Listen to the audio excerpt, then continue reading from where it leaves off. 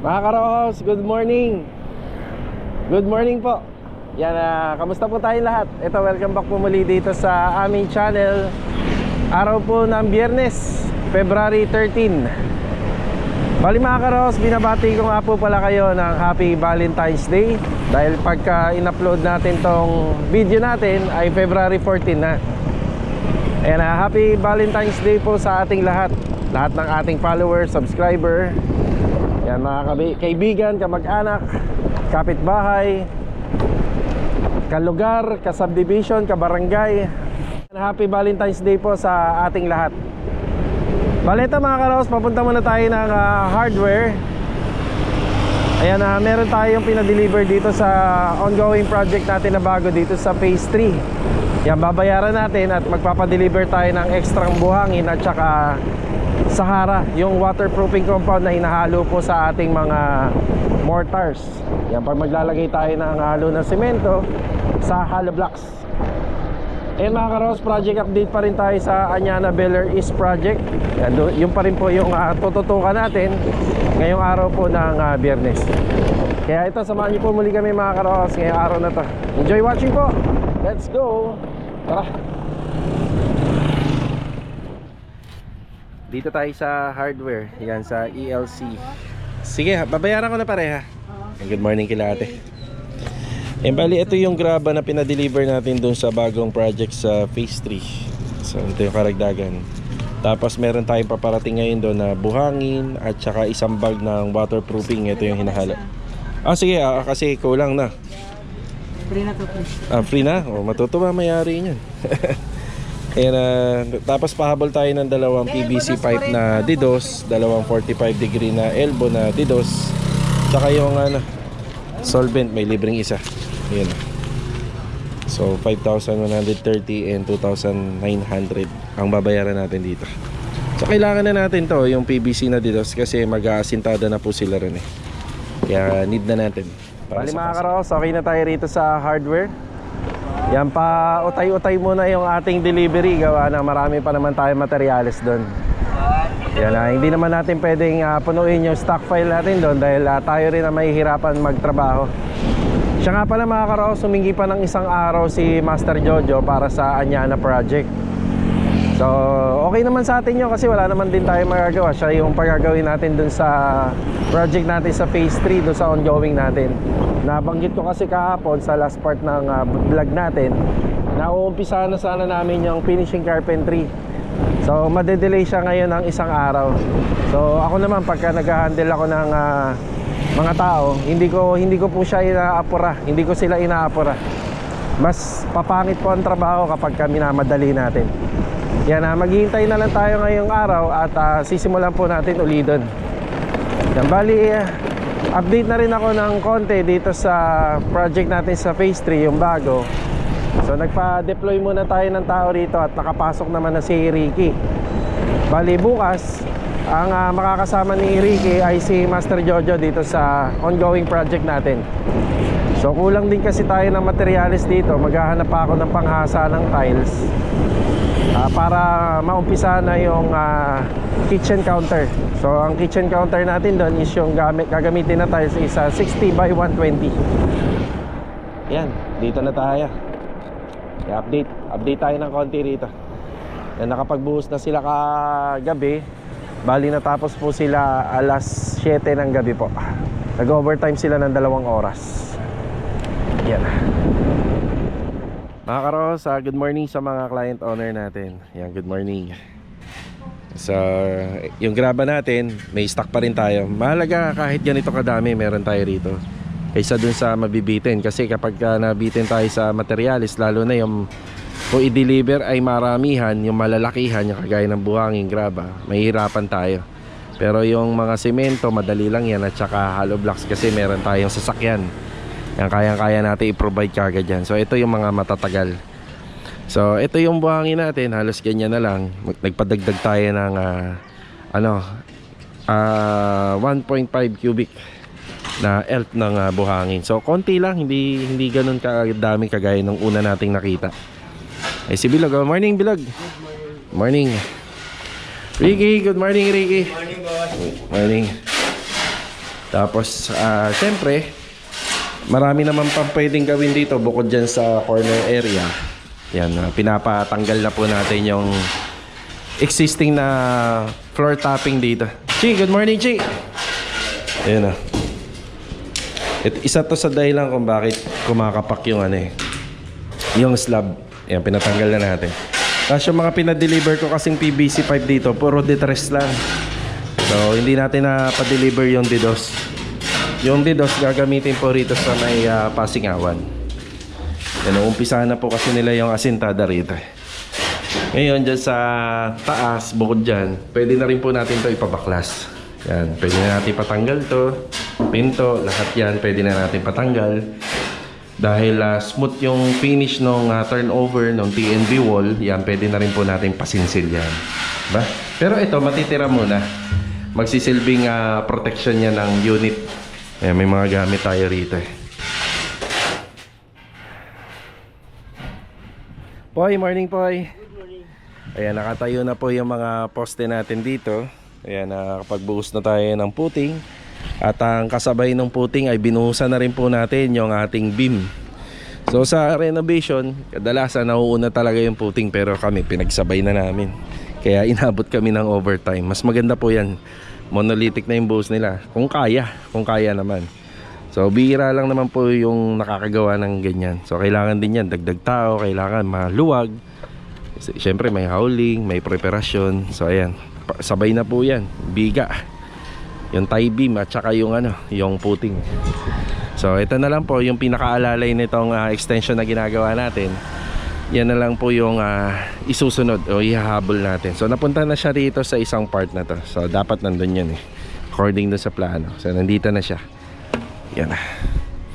Okay, bali pa-deliver na rin tayo ng waterproofing para kapag umabot na dito sa floor level.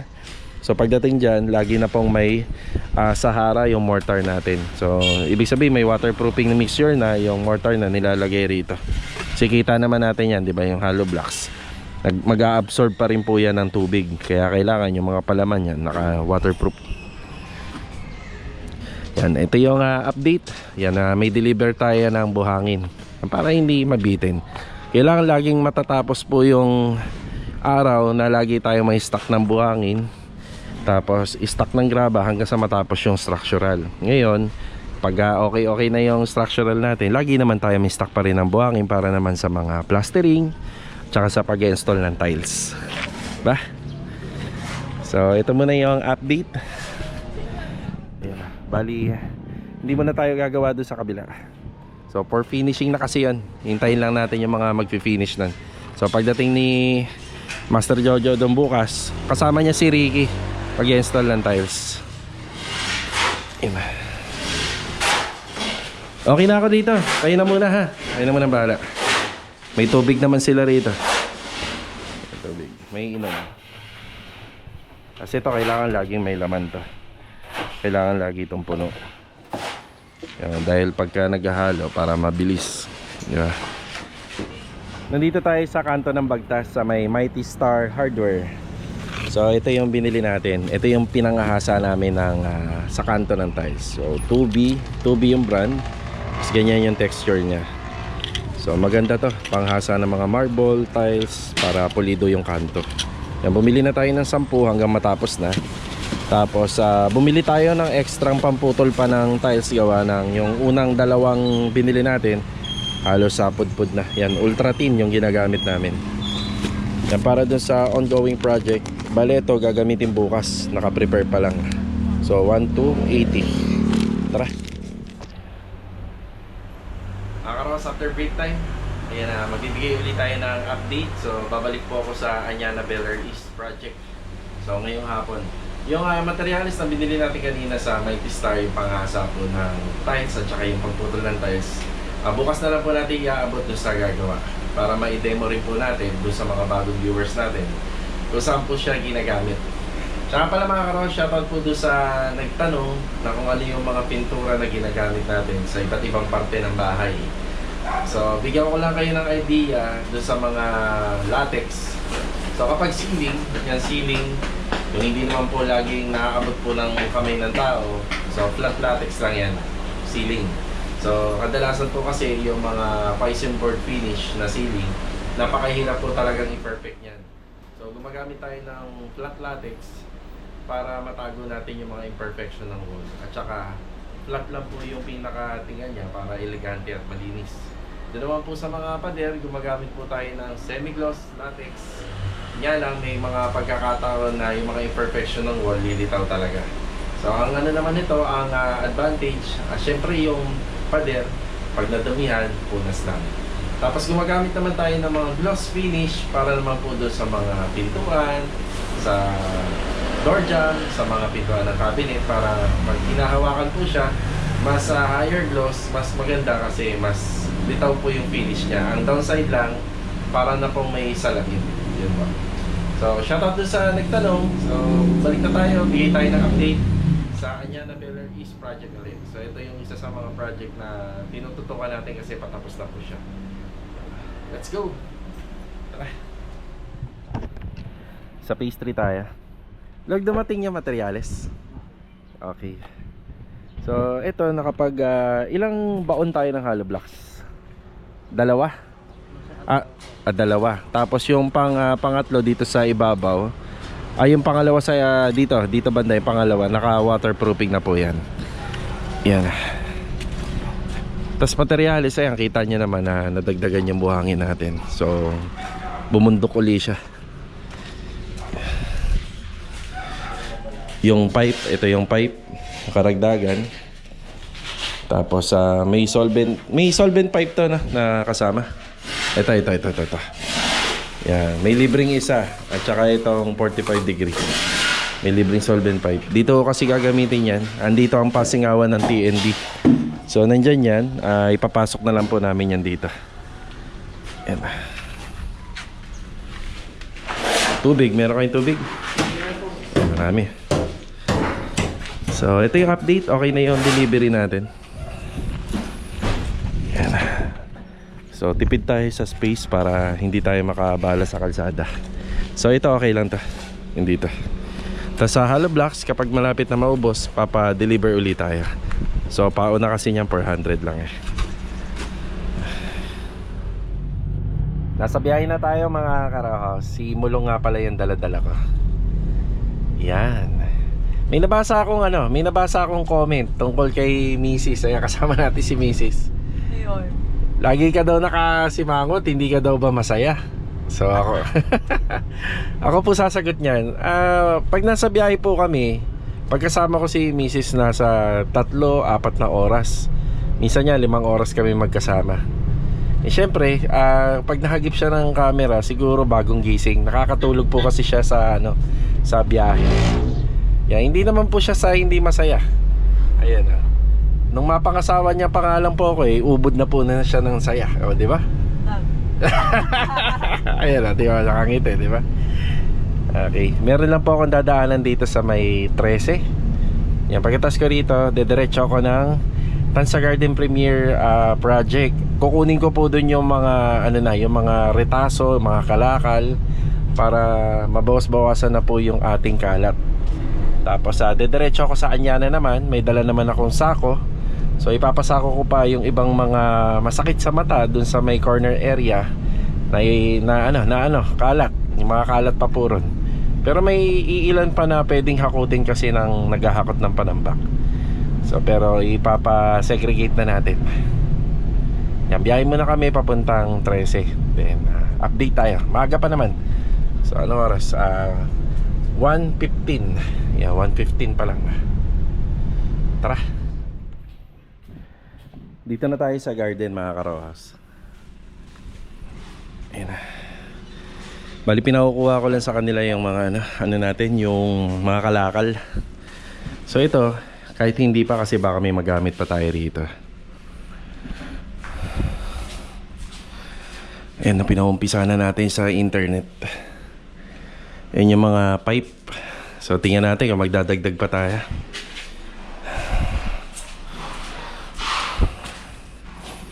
Yan, dito ang lusot lahat niyan, pababa.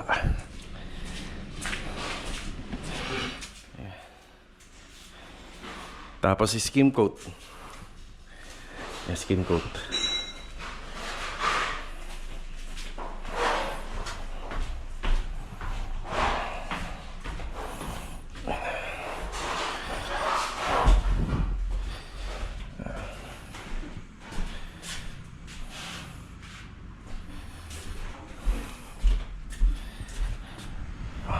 Ganda weather natin mahangin.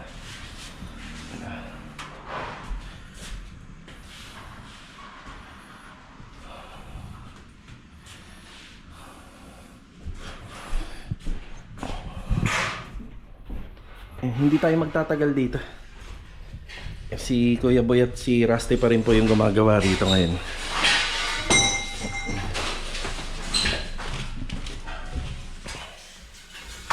Yan. Kuya Boy, magandang hapon po. Tsaka kay Rusty. Good afternoon, Rusty. Yan. Yan mga kalakal. Geras.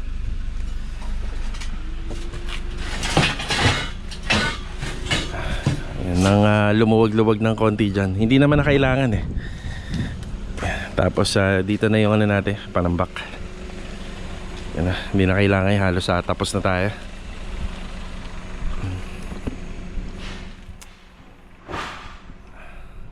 Okay na tayo sa 13. Yan, meron lang tayong dinaanan doon. Nandito na tayo sa Anyana. Yan, dito sa, ano ba tamang basa doon? Seattle's? Oo, Seattle's Best. Yan, Seattle's Best. Yan, drive-thru.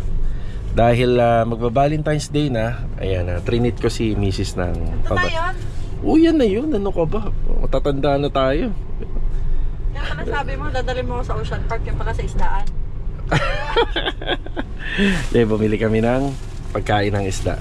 Pagkain lang po to. Ocean Park Ayan, bread. So, merienda time naman So, time check 3:30. Ayan, 3:30. Yan ang dinaanan namin kanina sa 13, yung bilihan ng isda. Bumili tayo ng pagkain. Ayan, ayos si sir. Ayan. Okay. Anyana tayo. Bigay tayo ng update. Well, ito mga karos, nandito na tayo sa Anyana Miller East Project. May dala tayong sako.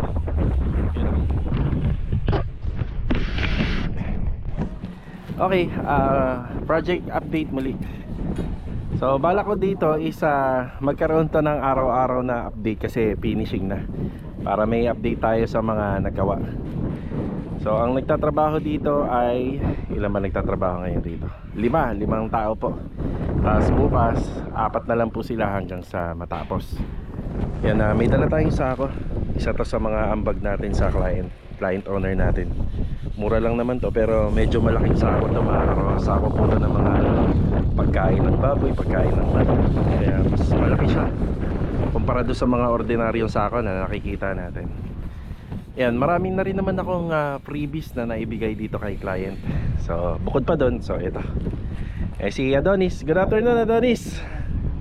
Ayun, halos natapos na ni Adonis. Plus yung request ni client. Dapat to isang panel door lang yung sliding niya naging dalawa.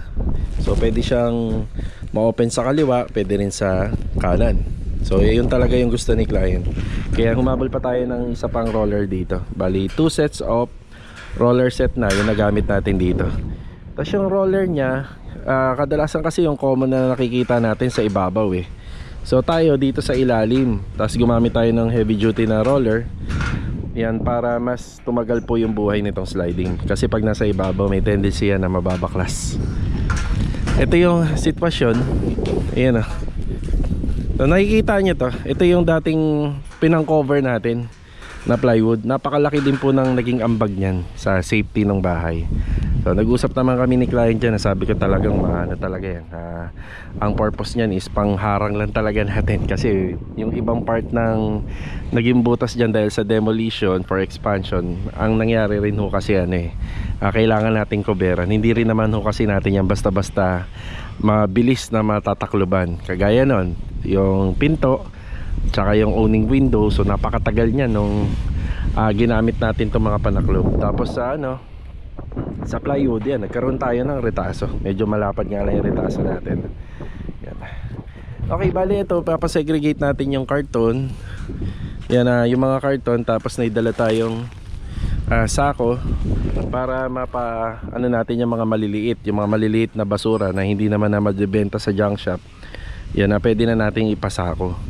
Tapos yung mga karton, yan, pwede nating kunin. Yan. Medyo puno nga pala yan. Medyo puno si Mulong ngayon. Tapos ito yung ating scaffolding yan, pwede na rin po natin tong i-dispatch. Ang gusto ko sana mangyari kasi dito, matanggal siya dyan sa may part ng damo na yan. Di kahit dito na lang po siya sa may bandang puno. Kasi kapag lumalaki yung damo, merong nagtatabas yan, hindi umaabot hanggang dito. Kaya itong mga damo na nandito sa gilid, mahaba siya. Hindi kasi siya inaabot. Yan na, update tayo. Si Kuya Philip nandito. So yung update dito kay Kuya Philip, ayan medyo malawak-lawak na po yung kanyang namasilyahan dito. Good afternoon po, Kuya. Ayan na. So pati na, pati. Acritex primer. Okay. Hindi naman maselan to kasi labas eh. Yan na. Yan ang mahalaga dyan, yung dugtungan ng masilya at saka yung existing na pintura kailangan po ay makinis para kapag pinahiran ng top coat maiwasan natin yung risante o yung naka-emboss na bagong masilya. Ito yung mga window grills natin. Yan. Sako. Louie, good afternoon, Louie. Yan, ito yung content natin kahapon. So medyo hindi pa namin naayusin yung mga ilaw rito. Gawa ng pipinturahan pa po kasi yan, yung gilid ayan, aayusin pa yung pintura niyan. Re-retouch pa. Tapos sa TNB dito sa first floor. Yung kagaya po sa taas, may pa rin siya. May saksakan dito. Tapos meron siyang floor drain dito sa may lavatory.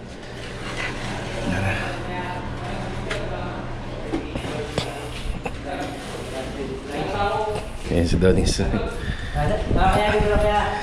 Master Jojo, good afternoon. Kaya kinakabit na pala ni Master Jojo to. So bali parang to eh. Ano ba tawag dyan? Multi water line. Ganon. Ang daming yan eh. Ang daming connection ng tubig eh. Pero yung abang niya, okay naman John. Kulang pa ng isa. Oo, yan. Mag-ano pa ng isa. So, isang linya pero gagawin natin mga 3-way, Yan, bali yung installation nito, mga karohas, nakapantay sa tiles. Ay, nakabit na ni Master Jojo. Tapos yung huling pintuan na hinabol natin para po dito yun. Master Dindo, good afternoon. Good afternoon. Yan, dito naman pala. So, ito naman yung pinagaganda ni Master Dindo. Maraming salamat ka pala sa nag-comment kay Adonis, Master Dindo, tsaka kay Master Jojo. So pag nagsama-sama daw, for finishing, matindi daw, matindi. Parang sa, the big three sa basketball team daw. Thank you. Ayun Salamat. Nag-comment. Thank you. Yan ganoon naman talaga sa finishing. Kapag finishing na yung trabaho, yung i-deploy mo rito sa project mo, yung talaga, yung magpapaganda ng bahay talaga, yung mga tao na magpapaganda. Cable tie, ano ba hinihingi mo? Yung parang sa exhaust. Yung sa exhaust? Wala, bakit? Ano ba to? Ayun. Pero may kasama siya nito, malaki to. So, pareho lang ba? Okay. Oo, plain dapat to may kasamang ang tawag daw, reducer. Para hindi nagdi-DIY. Pwede rin naman yung sa atin. Sige. Ayan. Digital, digital pa. Oo nga, digital pala to. Ayun. Malakas. Ilaw. Matunog. Malakas ba? Malakas. Malakas din. Matunog siya kasi wala pa nito eh. Pero pagka meron na yan, medyo tahimik na po yan. Tahimik na. Yan na. Ito na lang wala tayo ng ilaw, Dito sa ilalim. Oh, kulang pa pala, no? Dami pa pala nilang gagawin dito, pati dito, no? Yung riser. Si Kuya Rigor nandun sa taas. Yan, nandun po siya. Yan, nandun po si Kuya Rigor sa taas. Siyempre, medyo natapos na po kasi yung mga installation dun. Yan.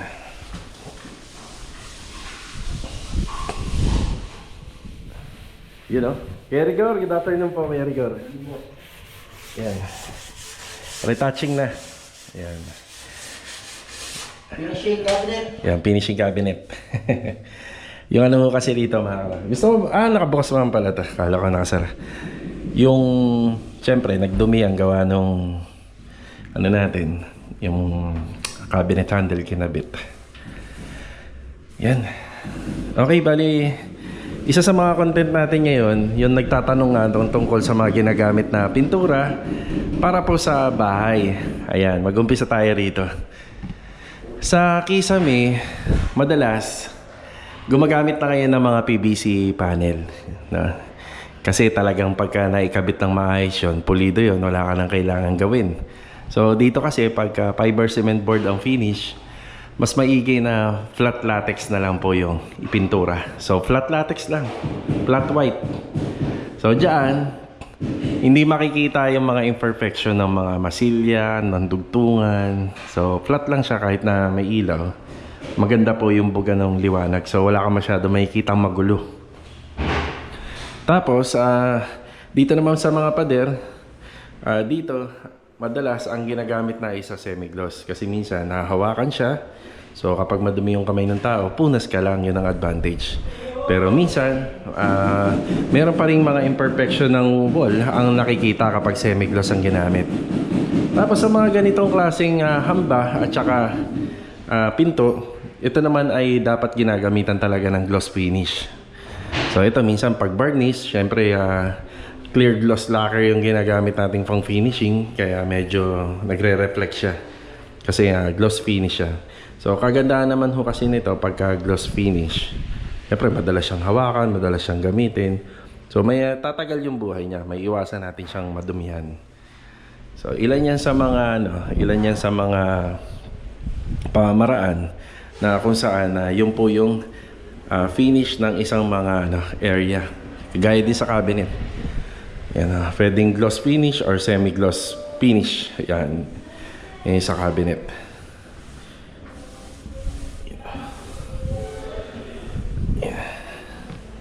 Lalong-lalo na kapag yung tiles nyo is gloss, kagaya nun. Sa baba, gloss. Yan, para kang nanalamin. Diba? Kasi bukod sa, bukod sa makintab, plus gloss pa. So, kitang-kita natin talaga yung mga reflection. Yan.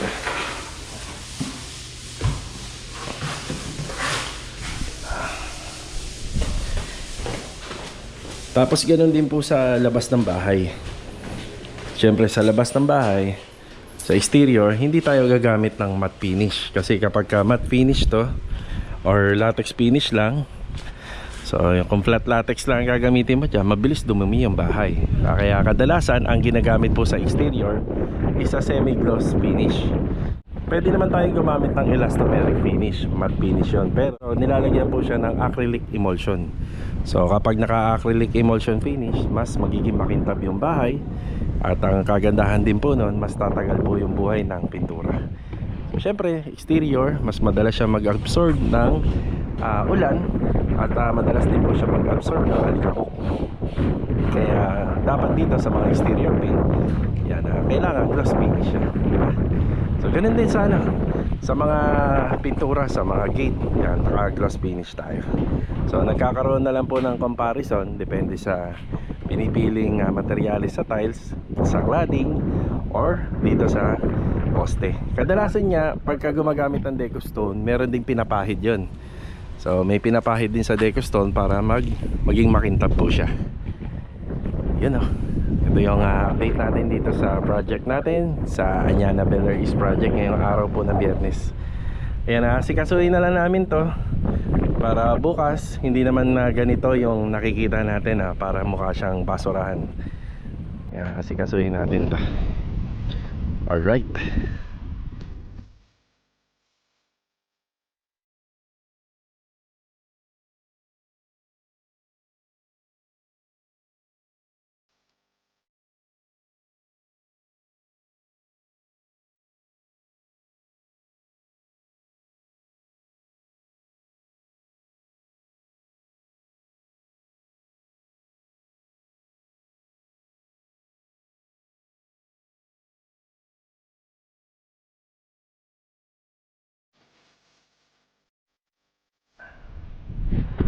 Bali bago matapos yung vlog natin, so shoot pa tayo ng konting video pa. So halos okay na rito. Yan na, pinapaano ko na yung mga lumipad na kalat. So syempre dito sa kanya na mas maganda na nakikita ng mga admin na malinis tayo. Tapos yung mga natira nga palang plywood dito, ano na to mga reject na rin naman ayan o. So wala na rin po talaga siyang paggagamitan. Hinihingi na lang po ni Kuya Philip para sa sa asawa niya. So gagawin daw papag. Ibibigay na lang natin sa kanya yan. Tapos ito, pinagdikit ko na lang yung pwedeng dalhin namin na basura. Bali itong basura na to sa mga ano yan sa mga materyales na pang finishing. So pwedeng bitbitin ko na lang yan sa susunod. Tapos ito, dinito ko na lang muna para kapag may maglilinis ng damo, umabot na sila rito. Ayan, okay na. Pagpalinis na tayo rito. Siyempre mga karos, diretso tayo sa junk shop para mabawasan yung laman ni Mulong. At magamit natin na magamit. Pag maluwag yan, mas maganda lagi, diba? So ito, ipon ulit tayo para sa darating na Pasko. Yung mga retaso tsaka yung karton na ibenta rin natin. Okay na, bali mga karos, para sa Pasko ngayong 2026, kahit malayo pa, naka 1-4 tayo sa Kalakal.